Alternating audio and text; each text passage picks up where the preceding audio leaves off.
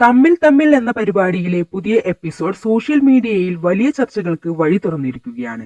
പരിപാടിയിൽ ചർച്ചയായ വിഷയം വൃദ്ധസദനങ്ങൾ പെരുകുന്ന കേരളം എന്നതായിരുന്നു. ചർച്ചയിൽ പങ്കെടുത്തവരിൽ ഒരാളായ എറണാകുളത്തെ Mithrakulam commune managing trustee Anil Jose ഗായിക അമൃത സുരേഷിന്റെ പിതാവായ സുരേഷിനെ കുറിച്ചുള്ള ഒരു വെളിപ്പെടുത്തലാണ് ഇപ്പോൾ ശ്രദ്ധ നേടുന്നത്.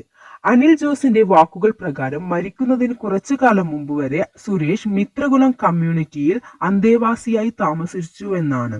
അവിടെ താമസിച്ചിരുന്ന സമയത്തു തന്നെ അദ്ദേഹം പല സംഗീത പരിപാടികളിലും പങ്കെടുത്തിരുന്നുവെന്നും അനിൽ ജോസ് പറഞ്ഞു. അദ്ദേഹം വളരെ കഴിവുള്ള കലാകാരനായിരുന്നു.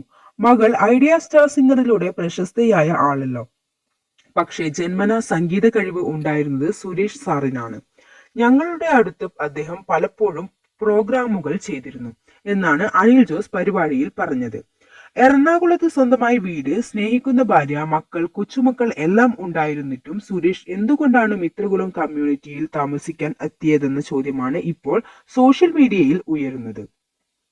അമൃതയും സഹോദരി അഭിരാമിയും പലപ്പോഴും അച്ഛനെക്കുറിച്ച് അഭിമാനത്തോടെ സംസാരിച്ചിട്ടുള്ള എനിക്ക് അച്ഛൻ എന്നത് സംഗീതമാണ്, എന്റെ കരുത്ത് അച്ഛനാണ് എന്ന് അമൃത ഒരു അഭിമുഖത്തിൽ പറഞ്ഞതും ഏറെ ശ്രദ്ധ നേടിയിരുന്നു.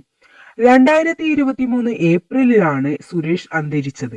സ്ട്രോക്കിനെ തുടർന്ന് ഗുരുതരാവസ്ഥയിൽ കൊച്ചിയിലെ സ്വകാര്യ ആശുപത്രിയിൽ ചികിത്സയിലിരിക്കെയാണ് അദ്ദേഹം മരിച്ചത്. അമൃതയുടെ ബാൻഡായ അമൃതംഗമയിലും സുരേഷ് സജീവമായിരുന്നു. ഓടക്കുഴൽ വായനയിൽ ഏറെ കഴിവുള്ള സംഗീതജ്ഞനായിരുന്നു അദ്ദേഹം.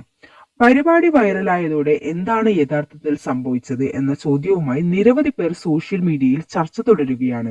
എന്നാൽ ഇതുമായി ബന്ധപ്പെട്ട് ഇപ്പോൾ പുറത്തുവരുന്ന റിപ്പോർട്ടുകൾ പ്രകാരം സുരേഷ് അവിടെ താമസിച്ചത് സ്വന്തം ഇഷ്ടപ്രകാരം ആയിരുന്നുവെന്നാണ് പറയുന്നത്. മാത്രമല്ല, മിത്രകുലം കമ്മ്യൂൺ സ്ഥാപനത്തിലെ ട്രസ്റ്റിമാരിൽ ഒരാളായും സുരേഷ് പ്രവർത്തിച്ചിരുന്നുവെന്നും റിപ്പോർട്ടുകൾ സൂചിപ്പിക്കുന്നു. പരിപാടി വൈറലായതോടെ നിരവധി ചോദ്യങ്ങൾ ഉയർന്നിരുന്നുവെങ്കിലും അദ്ദേഹം സ്വന്തം ഇഷ്ടപ്രകാരം അവിടെ താമസിക്കുകയും സ്ഥാപനത്തിന്റെ പ്രവർത്തനങ്ങളിൽ പങ്കാളിയാവുകയും ചെയ്തിരുന്നുവെന്ന പുതിയ വിവരങ്ങളാണ് ഇപ്പോൾ പുറത്തുവരുന്നത്.